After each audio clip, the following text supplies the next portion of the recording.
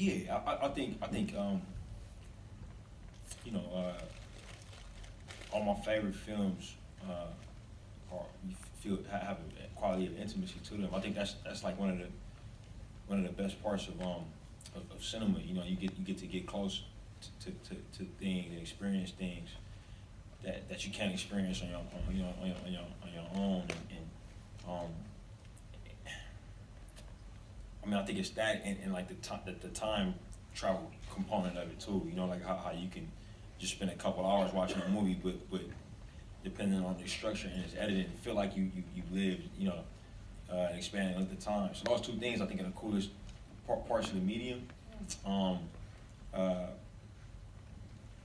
I don't know if it's like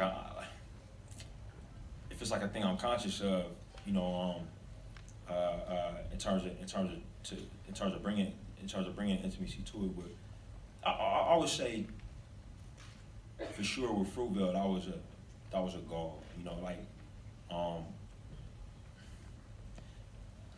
because I couldn't understand how, like, you know, I was younger than I am now.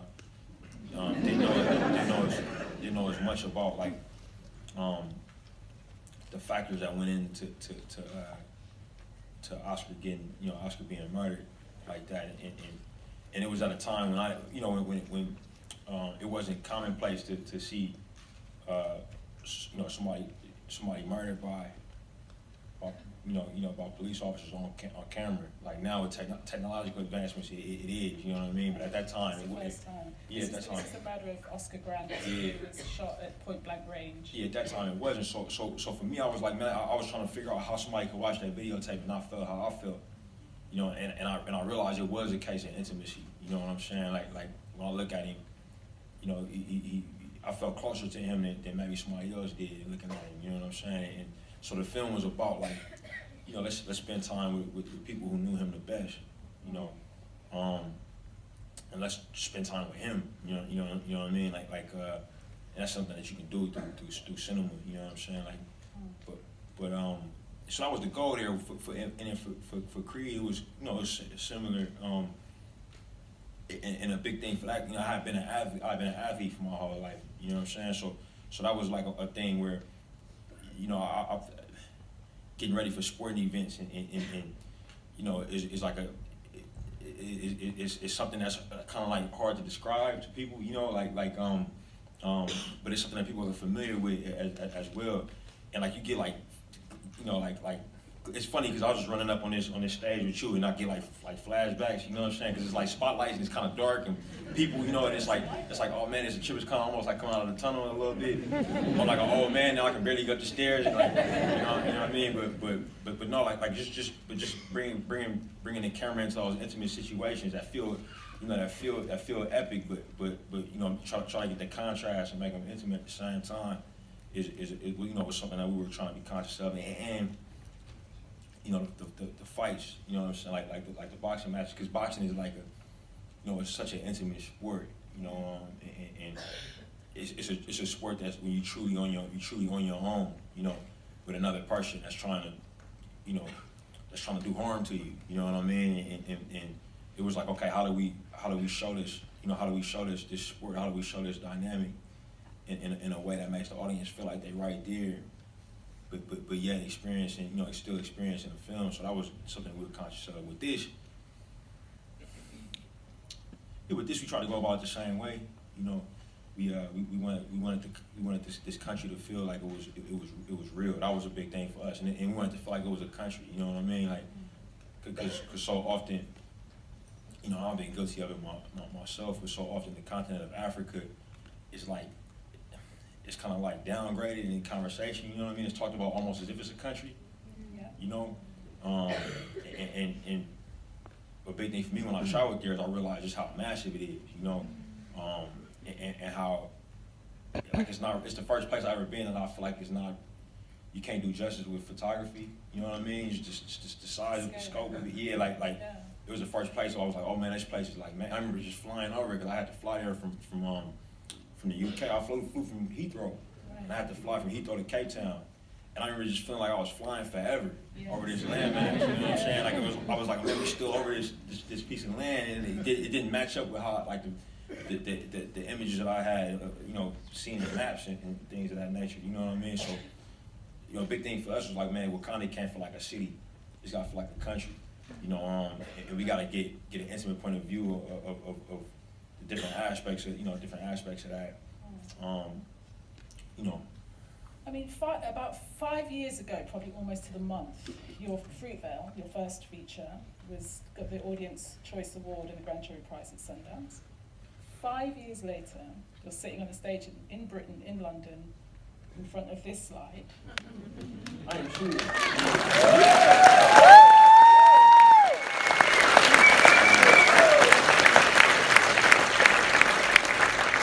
an incredible, accelerated journey in many ways. So I'm just wondering did any of this surprise you, or when did this came to you? Is this a surprise you feel? Oh, yeah, always, man. I'm surprised, like waking up every day. You know, like to be honest, you know what I mean? Like my mom is in London for the first time.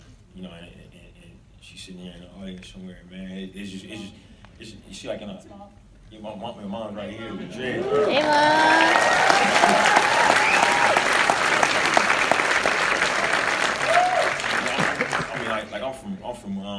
I'm from a place where like people don't. I didn't really travel till I always traveled through work. You know what I'm saying? Like I started playing football and we'll travel like with our football team. That was how I traveled, and then got into film school and got a movie in the can, and like that was how I went to France for the first time.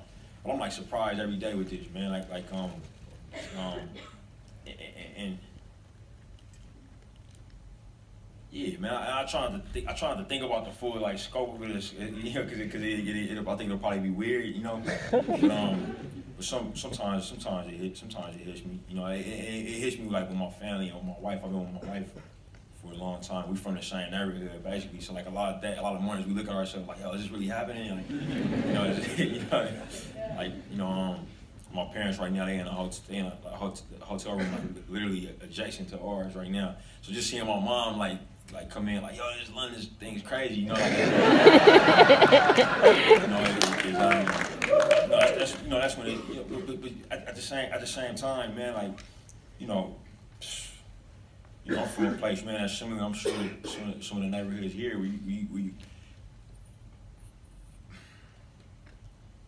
I didn't even think about being 30. You know what I'm saying? Like that was something that I didn't really like. My dad and a few of my uncles were like the only older men that I knew that had like reached a certain age. Like it wasn't like you had like checkpoints around in the neighborhood. You know what I'm saying? So we lived like kind of like not short-sighted per se, but we didn't really think about like what was next. We just kind of ran at what was in front of us. You know what I mean? So it's been interesting getting to this age and kind of like looking up. And it's mad interesting to hear people say that I'm young. You know what I'm saying? Because you know my homies that play football that still play, they like retiring now. You know, it's like, you know, which is strange. But I'm fortunate enough to be in an industry where, you know, you can work until you're 70 or 80. You know, which is like such a blessing. You know what I'm saying? It truly is. And okay, I know you're all dying to see the film, but 2 really quick questions. Oh yeah, that's shady though, right? We over here talking and y'all like, man, play the movie. Yeah, I couldn't imagine. I would literally be like, all right, get off this. You know what I'm saying? I just want to talk a little bit. We just had the pleasure of talking to Nate. Oh, Nate was here? Nate was here. Oh yeah, Nate's awesome. Did Nate talk to y'all? Who talked to Nate? Who was in the session? There you go. Talk to someone. Hey, Nate's great, right? That's great. He like so much smarter than me, man. He like so articulate and concise. You know what I'm saying? Like with confidence. Like, yeah, this is what we did. Boom. Like, hey, for real, bro. But I mean, you had the pleasure in a way of this amazing. It seems like this amazing collegiate experience. Nate with Inside Marvel bringing you in. You've got probably the dream cast of every living brilliant black actor on the planet is in your film. Was that cool? Was that cool? Was that a nice experience? Yeah. Definitely, man. Like I can talk a little bit about that, and then we'll get out y'all way so y'all can see the movie. Y'all can figure out if it's even good or not. You know what I'm saying? Like I'm up here talking like, yeah, this is what we did, and it's trash. You know what I'm saying? hit play on that, you know.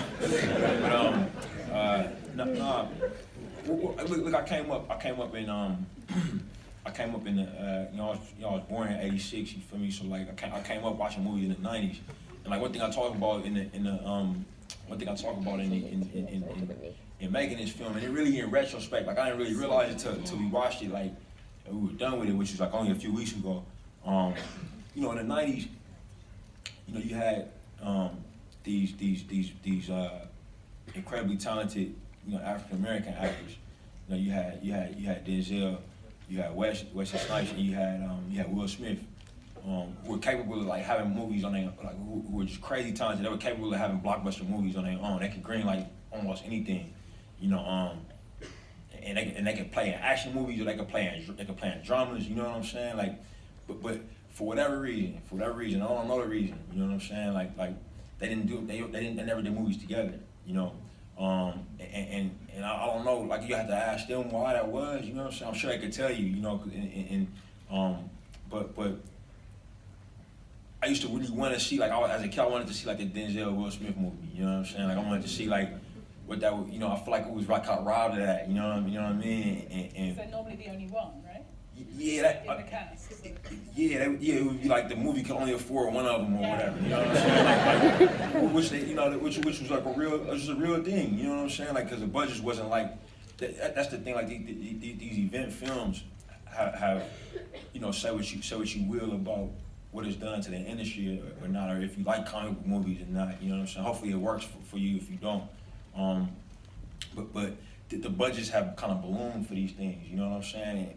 And we were able to like get like you know, you got Chadwick Boseman who confront a movie on his own. You got Mike who confront a movie on his own. They fronted movies, you know what I'm saying, pretty much on their own before, and then you got Daniel Kaluuya who confront a movie on his own, you know what I'm saying? And they're all Oscar nominated, Daniel.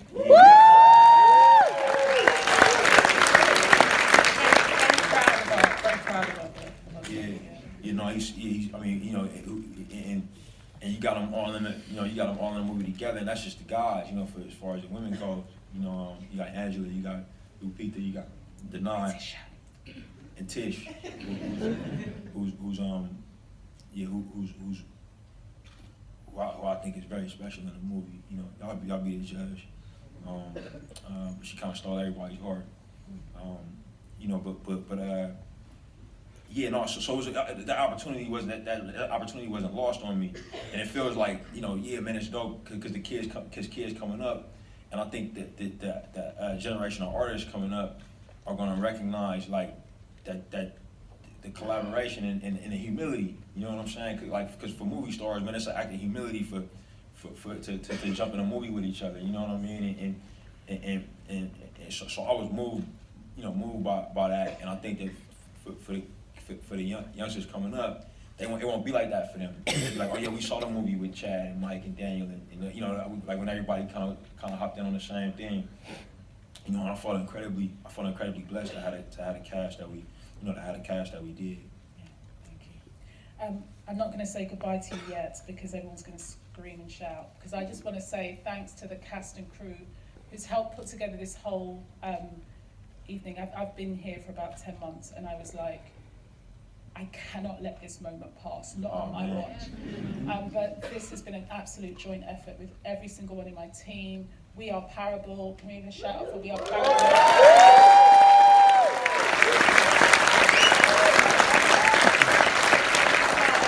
Most amazing Afrofuturist market. Jen and Kira and all her DJs are going to be partying hard till 1 o'clock, people, at the BFI. So make sure you get out there later. Disney, Marvel, you've been amazing for allowing us to make this happen. Selma Nichols, where are you? I'm here. Ryan wants personalised signed copies of your amazing posters. So could you make sure you just nip out and do that before you leave? This has been a complete and utter collective effort. It's been really inspired by your process of making this film. So thank you very much, Ryan Coogler. Oh, thank you.